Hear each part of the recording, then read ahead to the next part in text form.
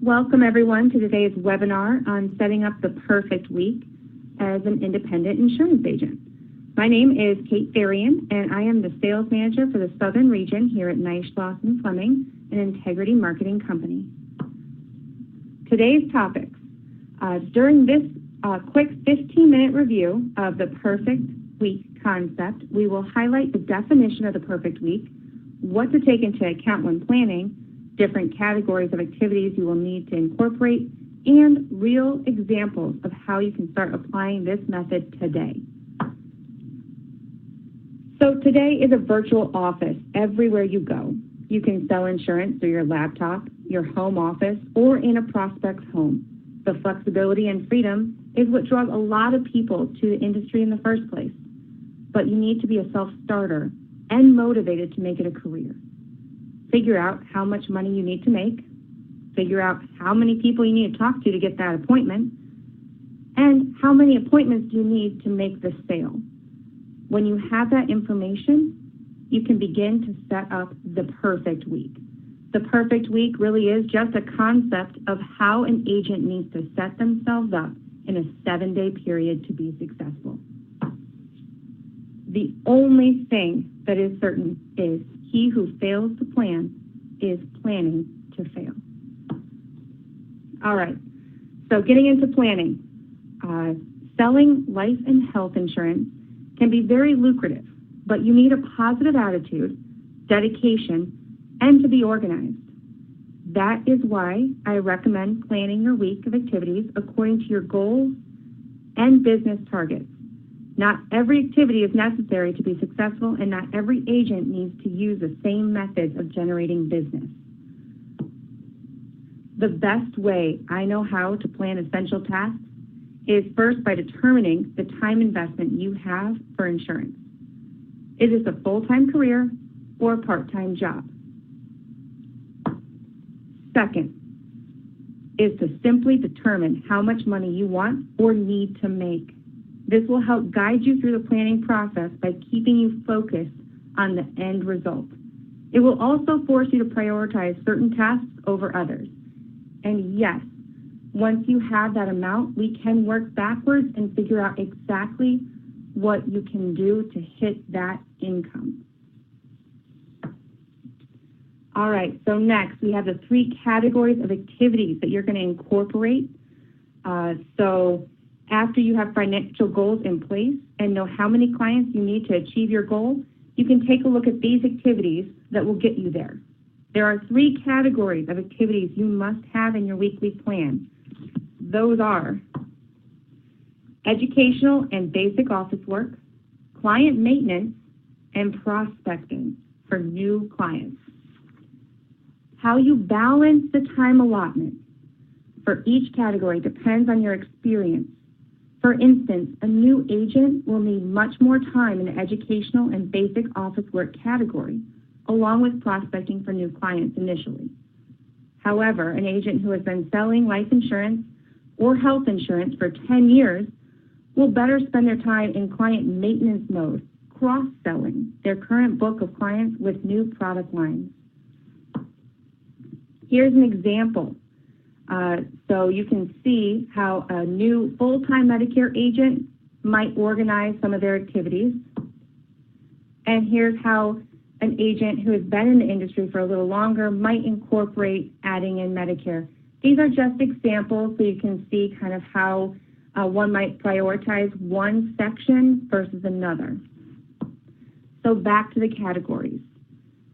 Category 1 is educational and basic office work.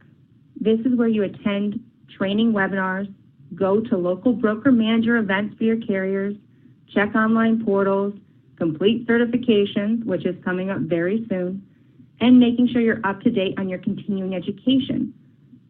So you also need to make sure to incorporate at this juncture bookkeeping, because every week you're going to have something that comes up and you're going to want to make sure you don't fall behind.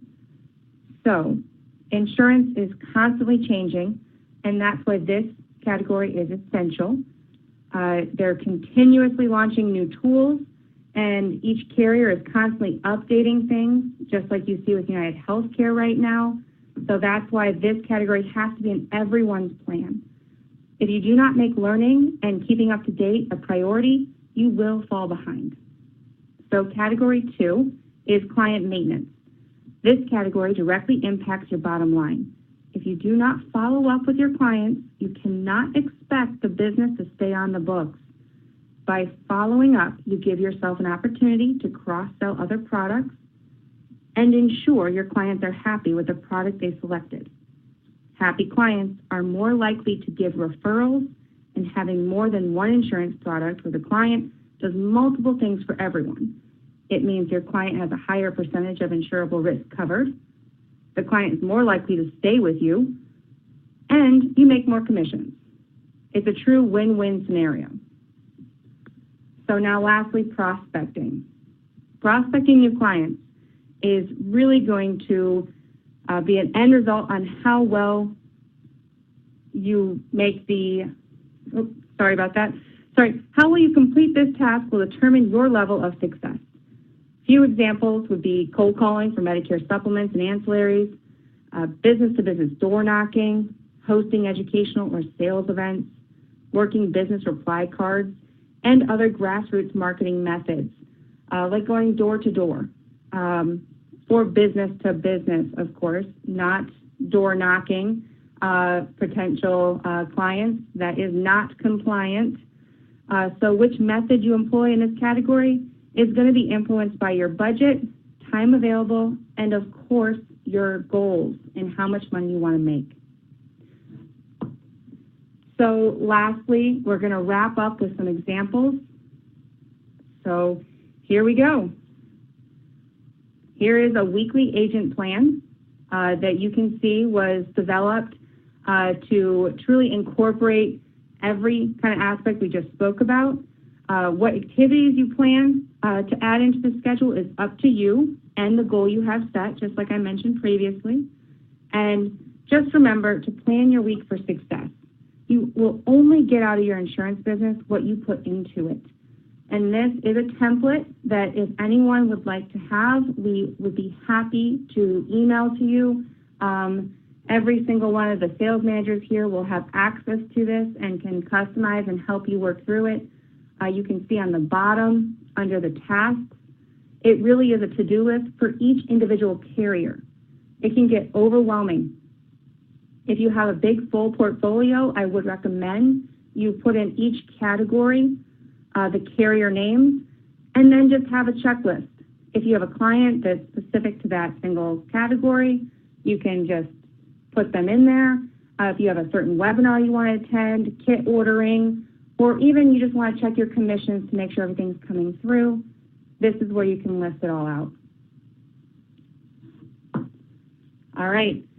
So if you have questions about a specific type of task or you want regional examples of best practices, you can always call your sales manager at Neishloss & Fleming.